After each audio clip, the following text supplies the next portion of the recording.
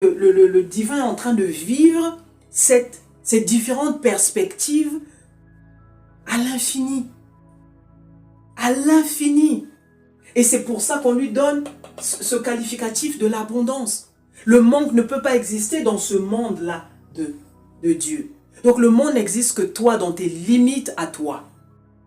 Et donc l'abondance, c'est pas parce que tu as 10 voitures, c'est pas parce que tu as 10 millions d'euros dans ton compte, c'est pas parce que tu as des maisons à étage, c'est pas parce que tu voyages en première classe. Ça n'a rien à voir, les amis. C'est un état de conscience, au même titre que le Créateur qui a tous les désirs en lui, qui les enfante afin que cela paraisse sur la scène physique. De même que l'abondance, c'est un état de conscience, un état de qui tu crois être. Il y a des personnes qui vivent dans il y a des personnes qui vivent ce qu'on va appeler dans la pauvreté la plus absolue.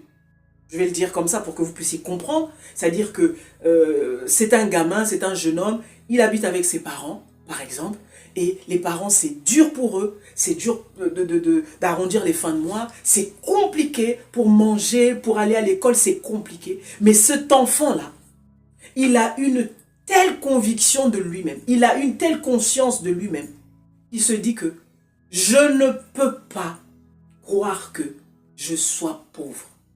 J'ai été créé pour briller, j'ai été créé pour le bien, j'ai été créé pour être le premier, j'ai été créé pour être. Et voilà les définitions qu'il est en train de déclarer pour lui-même.